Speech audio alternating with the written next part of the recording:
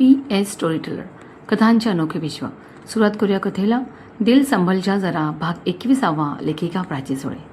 Daddy, मी उद्या सकाळी पुण्याला जाते. विराट अति करतोय. जर तिथे जाऊन माझ्या काही मनासारखे झाले नाही तर इथे तुम्ही तुमची स्टेप घेऊ शकता. कर्णिक ऑटोमोबाईल आपली करायची. शनया कुठेतरी बघत बोलली. Yes I will. इंद्रजीत तिला शांत करण्यासाठी बोलला. कथा पुढे सुरू. पण सुलेखाला हे अजिबात आवडलं नव्हतं. शनयाला थांबवायचं सोडून इंद्रजीत तिला साथ देत होता. काहीतरी करायला हवे ती विचार करत होती. कथा पुढे सुरू. सकाळी कारचा हॉर्न वाजला. सीमा, रोजच विराट तुला न्यायला आणि सोडायला येणार का?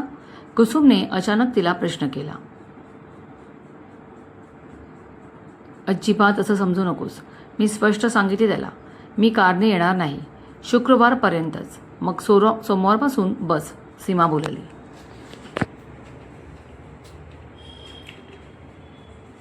बरोबर बोललीस. परत हॉर्न वाजला. सीमाने टिफिन घेतला व बाहेर आली. विराट गेटच्या बाहेर होता. पायऱ्या उतरून ती खाली आली. गेट उघडला व कारमध्ये बसली. Good morning. सुप्रभात. सीमा गोड हसली. तुम्ही इथे, तुमचे आई बाबा मुंबईला, त्यांना का नाही इथे बोलावत? सीमाने अचानक प्रश्न विचारला. आधी विराट अवाक झाला की सीमाने अचानक हे काय विचारले, पण लगेच तो सावरला. जसा पुण्यात बिझनेस आहे तसाच मुंबईलाही आहे. ऑफिस आहे. तिकडचा बिझनेस बाबा बघतात. आई त्यांच्यासोबत आहे. Oh okay. आता ते माधू काका तुमच्यासोबत असतील ना? हो, मला कंपनी मिळावी म्हणून मीच त्यांना इथे बोलावले. तसं त्यांचं माझं छान जमतं. विराट बोलत होता आणि बोलण्यात ऑफिसची बिल्डिंग आली. दोघे उतरले. बिल्डिंगच्या 3ऱ्या मजल्यावरून रिया बघत होती व तिने दोघांचे पटापट फोटो घेतले. शनया आल्यानंतर दाखवायचे होते तिला. मावशी, मी आलो ग. गोपाळने आवाज दिला. वर्षा टिफिनची बॅग व त्याचा टिफिन घेऊन आली. गोपाळ, चहा बिस्किट खाणार? तिने मायेने विचारले. नको ताई, सकाळी नाश्ता केला मी. आता दुपारी हा टिफिन पण आहे ना, तो म्हणाला. बरं, नीट जा हं, वर्षा म्हणाली. ताई, तू किती काळजी घेतेस. तू खूप चांगली आहेस. पुरे, कळलं. आता निघ, उशीर होईल नाही तर. दोघांचा संवाद सुरू होता की कुसुम बाहेर आली. गोपाळ, ते नवीन डॉक्टर आलेत ना, अनिकेत देशमुख, त्यांचा हा टिफिन आहे, विसरू नकोस. विसरेन कसा मावशी, मीच सांगितले ना. गोपाळ खट्टू होऊन बोलला आणि दोघी हसल्या. त्यांचा निरोप घेऊन गोपाळ अदृश्य झाला. काकी, तुम्ही आराम करा. मी मागची आवरावर करते. गोदा मावशीसाठी भांडी काढून ठेवते, वर्षा म्हणाली. वर्षा, वडील कसे आहेत तुझे? बरे आहेत, स्टेबल आहेत. घरी आणले. हे बरं झालं. घरचा माणूस घरी असला की टेन्शन उरत नाही. तिच्याशी थोडं बोलून कुसुम तिच्या रूममध्ये आली. वर्षाने तिला काम करूच दिले नाही. तिने मनोमन विराटचे आभार मानले, वर्षासारखी मुलगी पाठवून दिल्याबद्दल. आत येऊन तिने दार लावून घेतले. खिडकीवरचे पडदे उघडले. थंड हवा आत आली. ती बेडवर बसली व डोळे बंद करून घेतले. डोळ्यासमोर डॉक्टर अनिकेत आला. कुसुमने झटक्यात डोळे उघडले. कुसुम जशी आयुष्यातून निघून गेली होती तशी अचानकच पुन्हा समोर आली होती. अनिकेतने कधीही विचार केला नव्हता की आयुष्यात कधीतरी कुसुम अशी भेटेल. कुसुम निघून गेल्यावरही अनिकेत उघड्या दारातून ती दिसेनाशी होईपर्यंत पाहत राहिला. मग मटकन सोफ्यावर बसला. त्याचा उद्ध्वस्त भूतकाळ सरकन त्याच्या अंगावर आला.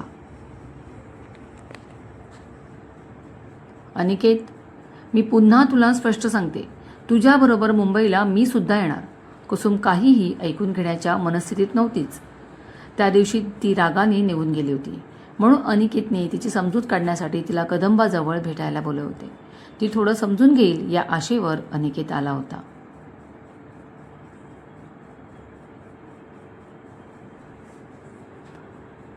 कुसुम, असा हट्ट करणं बरे आहे का? अगं डॉक्टरी प्रॅक्टिस करणं गरजेचं असतं.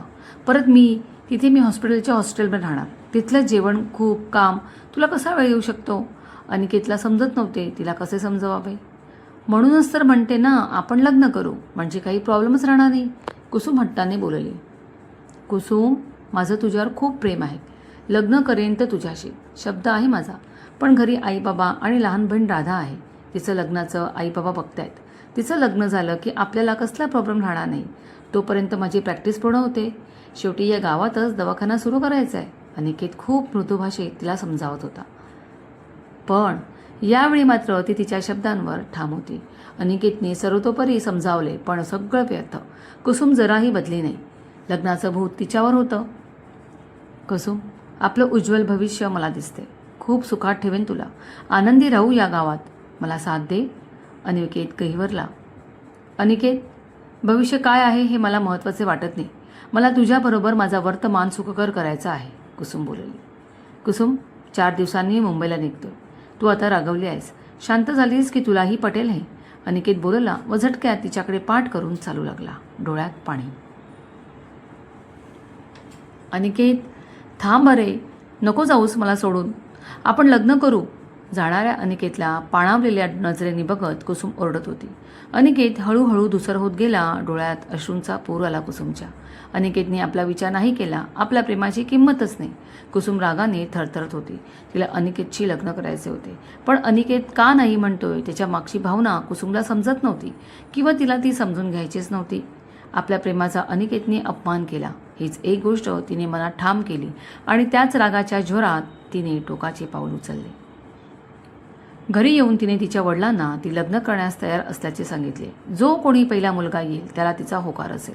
तिच्या या अचानक निर्णयाचा तिच्या आईवडिलांना देखील धक्का बसला होता. पण कुसुम ठाम होती. एवढ्या 3 महिन्यात रमाकांत केळकरचे स्थळ आले. कुसुमने फक्त एकदा त्याला पाहिले व दुसरा कसलाही विचार न करता हो म्हणून टाकले व ते गाव सोडून कायमची पुण्याला निघून गेली. 5 महिन्यांनी डॉक्टर अनिकेत गावात आला. राधाला स्थळ आले होते. अनिकेतला सुद्धा बोलावले होते. या आनंदाच्या क्षणी राधाने त्याला ती दुःखद बातमी दिली. कुसुमचे लग्न झाले. अनिकेतला जबरदस्त मानसिक धक्का बसला.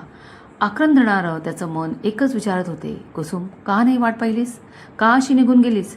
त्याला कुसुमला भेटून विचारायचे होते. वर्षा बाहेरचा आवरत होती आणि आत कुसुम तिच्या भूतकाळाचा लेखाजोखा मांडत होती. रमाकांत खूप चांगला होता.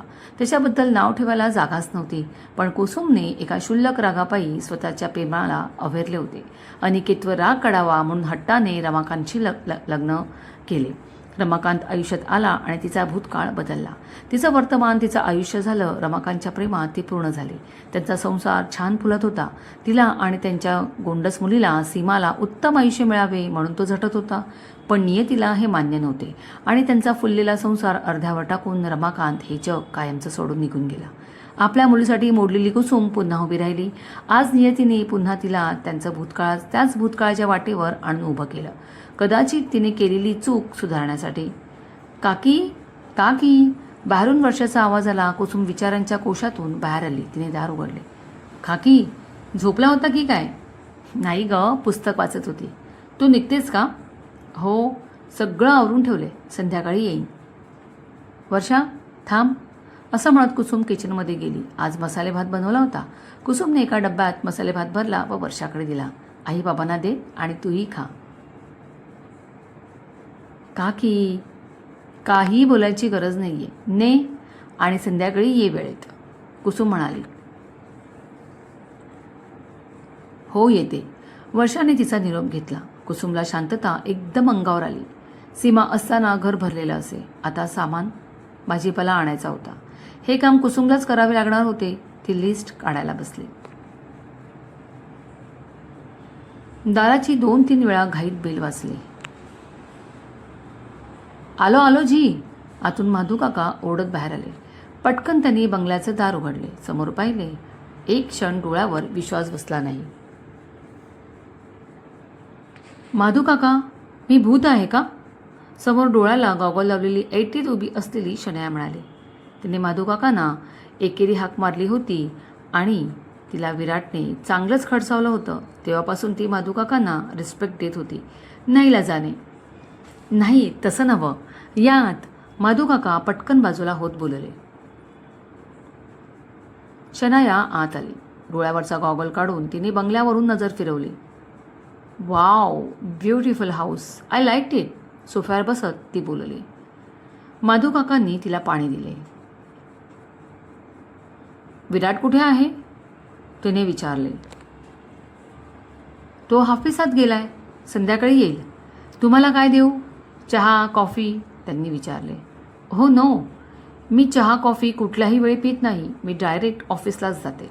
विराटला सरप्राईज देईन, मजा येईल. शनाया उठली. पर वॉट? शनाया नकळत भडकली. काय नाही, माधू काका दचकले. तिने पर्स उचलली व तडक बंगल्याबाहेर पडली. कारमध्ये जाऊन बसली. ड्रायव्हरला कल्याणी नगर म्हटले. डोळ्यावर गॉगल लावून तिने डोळे बंद करून घेतले. विराटच्या ऑफिसच्या बिल्डिंगसमोर कार उभी राहिली. मॅडम आलो, ड्रायव्हर बोलला. इथूनच चालू जाऊ का? कार आत घे, शनाया ओरडली. ड्रायव्हरने कार आत घेतली. शनाया उतरली. एकदा त्या बिल्डिंगकडे मान वर करून पाहून घेतले व दमदार पावले टाकत ती पुढे निघाली. तिच्या चालण्यातला डोल, चेहऱ्यावरचा रुबाब नाही म्हणाला. स्टाफ बघत राहिला. रिसेप्शनला इन्क्वायरी करून ती लिफ्टने 3ऱ्या मजल्यावर निघाली. विराटमध्ये भेटू नये ही तिची इच्छा होती. त्याला सरप्राईज द्यायचे होते. शनायाने ऑफिसमध्ये प्रवेश केला आणि रियाची नजर तिच्यावर पडली. तिला पाहून ती धावतच तिच्याजवळ गेली. Good morning ma'am, welcome, Riya घाईत बोलली. Yes, tell me, where is Virat? Sir केबिनमध्ये आहेत, रिया म्हणाली. And that new girl? Seema? वडेवा, शनयाने तोंड वाकडं करत म्हटले. मॅम, ती सरांच्या केबिनमध्ये आहे. खूप वेळ झालाय. रियाने गरळ ओकली. व्हॉट? ती विराटच्या केबिनमध्ये? खूप वेळ झालाय? No no, this won't happen again. रागाने लाल होत शनाया गुरगुरली. ती तडक विराटच्या केबिनमध्ये निघाली. मॅम, रिया घाबरत बोलली. व्हॉट रिया? मॅम, सरांनी डू नॉट डिस्टर्ब सांगितले. माय फूट, मला तू अडवणार? शनायाच्या डोळ्यात आग होती. रियाने मान खाली घातली. पाय आपटत ती विराटच्या केबिनकडे निघाली. 1 सेकंद ती बाहेर थांबली.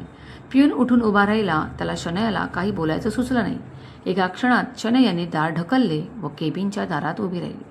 विराट व त्याच्या समोरच्या खुर्चीत सीमा बसली होती. अचानक आलेल्या आवाजाने दोघांनी तिकडे पाहिले. दारात शनाया उभी होती. तिला पाहून विराटच्या नजरेत थोडा राग आणि आश्चर्य होते, तर सीमा ही कोण आहे हे न समजल्याने तिच्याकडे बघत होती. विराट, वेलकम नाही करणार?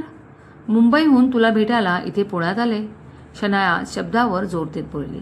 Yes Shanaya, please come, welcome to Pune, Virat बोलला. शनाया शांत चालत पुढे आली. तिने खुर्चीत बसलेल्या सीमाकडे एक कटाक्ष टाकला. त्या नजरेत जरब होती, हुकूम होता. सीमा उभी राहिली आणि बाजूला झाली. शनाया खुर्चीत बसली. विराटला ती असे वागलेले अजिबात आवडले नाही.